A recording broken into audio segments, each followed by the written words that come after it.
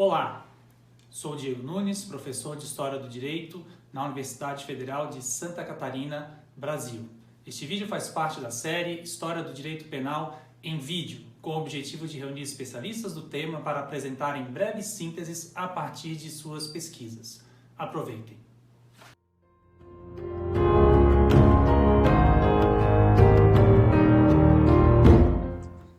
Escola clássica no Brasil Império? A meu ver, os elementos mais importantes desse título são as aspas e o ponto de interrogação. Eu ainda acrescentaria um subtítulo: o problema da italianidade das categorias historiográficas para a compreensão da ciência jurídica oitocentista. Ao longo deste pequeno vídeo, eu espero conseguir esclarecer essa minha opinião.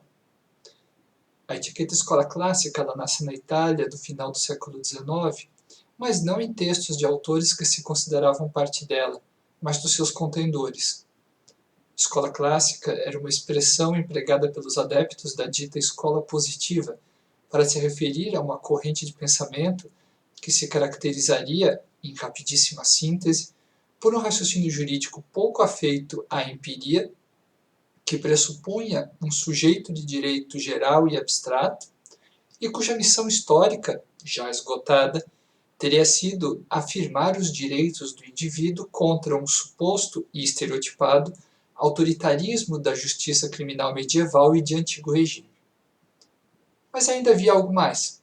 Todos esses elementos se articulariam em um discurso jurídico profundamente construtivo, reformista, que se dirigia prioritariamente ao legislador, em um momento em que, na Península Itálica, ainda estava em construção a unidade jurídico-penal através de um código com feições modernas.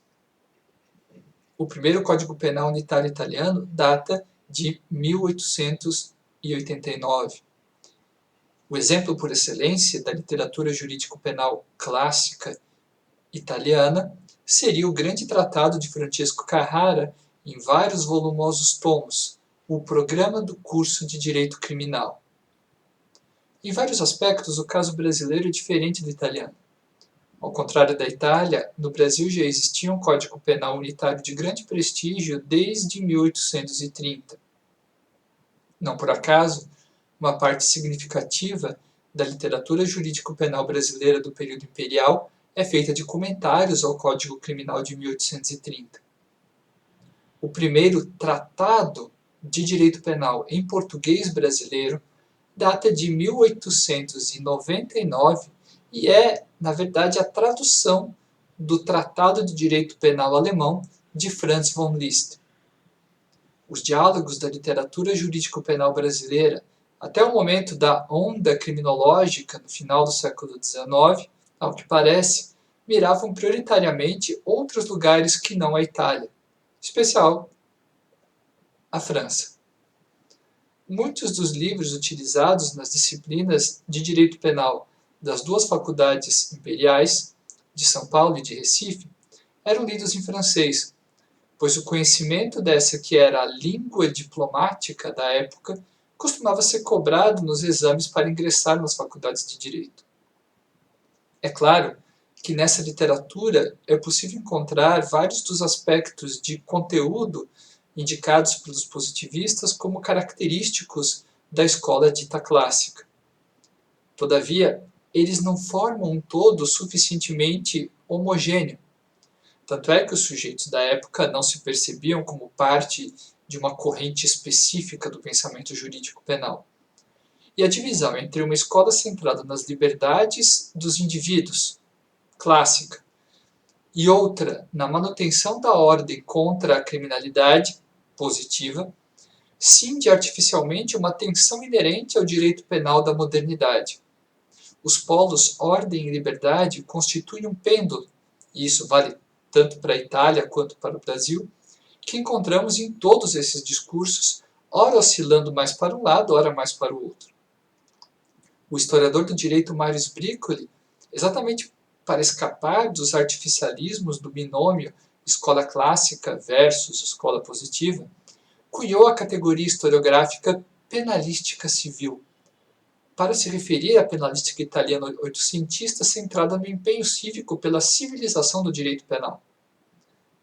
Essa nova categorização, mais uma vez italiana, seria aplicável ao caso brasileiro? Em princípio, a resposta também seria não. Primeiro porque no Brasil ainda não havia propriamente uma penalística. Os autores dos livros de direito penal muitas vezes eram penalistas de um livro só. Escreviam e atuavam também em outras áreas. Sobre o empenho cívico, boa parte da tarefa civilizatória já estava realizada, para os padrões da época, pelo Código Criminal de 1830. Não tivemos no Brasil, por exemplo, uma revista dedicada especificamente à abolição da pena de morte, como na Itália. Contudo, algumas importantes tarefas civilizatórias ainda estavam por realizar no Brasil. 2 dos principais exemplos envolviam a escravidão. A pena de morte, que era prevista principalmente, mas não só, para causas envolvendo escravos. Os açoites, que substituíam todas as penas que não fossem a de morte quando o réu fosse escravo, desafiando exatamente a igualdade formal do sujeito abstrato e geral tão cara aos padrões do pensamento jurídico moderno. Nesses casos, uma espécie de empenho cívico disperso se fazia perceber, mesmo em meio a páginas de comentários a um código criminal em tese prestigiado como o de 1830. Diante do fato da escravidão, tal empenho aparecia despotencializado. Mas quando o discurso assumia concomitantemente o empenho de direito civil pela abolição da escravidão, o empenho pela civilização do direito penal aparecia comparativamente potencializado. As grandes limitações, o que não quer dizer total inutilidade, do conceito de escola clássica como categoria historiográfica, nos convidam a levar em consideração os enraizamentos locais dos esquemas empregados na narrativa histórica. A meu ver, explicitar os limites do conceito de escola clássica é evitar as armadilhas de uma narrativa evolucionista e permeada de divisões artificiais pouco convincentes hoje, mas que faziam todo sentido nas disputas identitárias da época.